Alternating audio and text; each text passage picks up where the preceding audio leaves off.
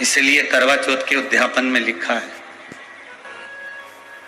करवा चौथ के उद्यापन में लिखा है, आप लोग करते होगे ना करवा चौथ का व्रत, उसका जब उद्यापन होता है तो एक थाली में 13 जगह पर 4-4 पूड़ी रखी जाती है। आप लोगों को तो मालूम होगा, आप लोगों ने करा होगा करवा चौथ का उद्यापन।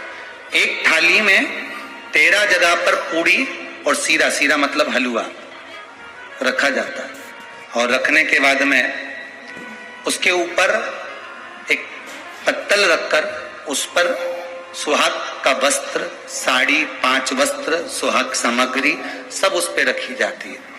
और रखने के बाद में हाथ में कंकु, चावल, हल्दी लेकर, संकल्प लेकर उस थाली पर से घुमाया जाता है। कामना करी जाती है, हे चौथ माता, हे करवा चौथ, हे चतुर्थी माँ,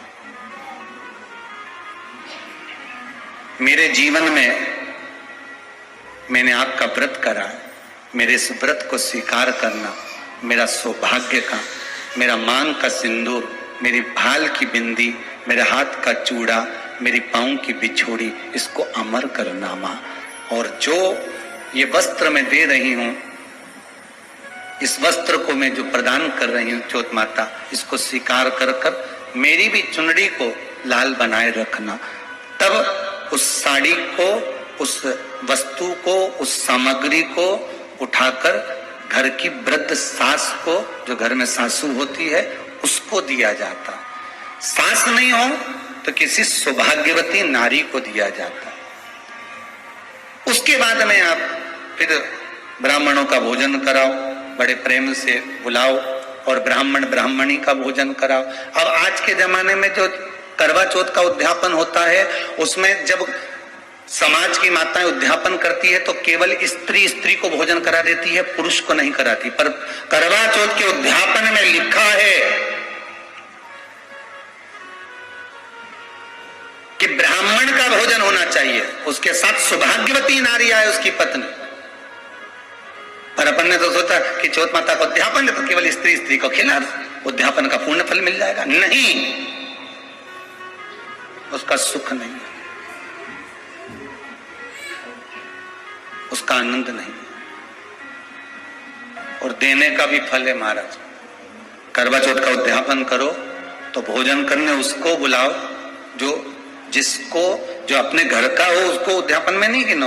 अपने घर के लोगों तो वैसे ही भोजन करेंगे, घर का व्यक्ति तो वैसे ही भोजन करेगा ना, पर अपने उन्हीं को गिना। ने हमारी बड़ी दीदी के गिन लो, ने छोटी दीदी के गिन लो, ने भांजी के गिन लो, ने उसके गिन लो, ने उसके गिन लो, 13-14 ऐसे इकट्ठा कर लिया, साहब ये अपने इकट्ठे हो गए, ये तो अपने हो गए। ये तो तुम उद्यापन करोगे तो घर में इनको तो जिमाना ही पड़ेगा, क्योंकि तुम्हारे रिश्तेदार है। दूसरे को जिमा कर जब हम दान देते हैं, दान उसको लगता है जो दूसरे को दिया गया। कई लोग कहते हैं हमने बहन बेटी के दे दिया, तो बहन बेटी क्या दान लेती है? किस पुराण में लिखा है कि बहन बेटी दान लेती है? हमको वो भी बताना कि बहन बेटी दान लेती है, क्योंकि बेटी तो खुद कन्यादान में जाती है। बेटी का कन्यादान होता है, वस्तु का दान नहीं, बेटी खुद दान में दी जा रही है। कन्यादान में बेटी कभी दान नहीं लेती महाराज, बहन बेटियां कभी दान नहीं लेंगी। और बहन बेटियों को कह भी देना चाहिए, अगर भाभी बोले कि हमने जीजी को दान है, दान मान नहीं ले रहे हैं, देना हो तो ठाट से हमारा हक दे रही हो। हम साल भर में आते हैं तो राखी पे साड़ी दे रही हो, ये हमारा हक है कि हमारे मकान में दे रही हो, हक दे रही हो, दान नहीं। दान देना है तो पंडित जी के दो, दान देना है तो ब्राह्मण को दो, गौ माता को दो। हम दान नहीं ले रहे, हम अपना हक मांग रहे हैं। ऐसे नहीं दोगी तो काले कोट वाले भैया से लिवाएंगे, हमारा कहीं जाए। हम तो दान दो। अब तुम क्यों नहीं, तो तुम, हम तो दान दे रहे हैं, बहन बेटी के दान दे रहे हैं, तो बहन बेटी कोई दान ले क्या?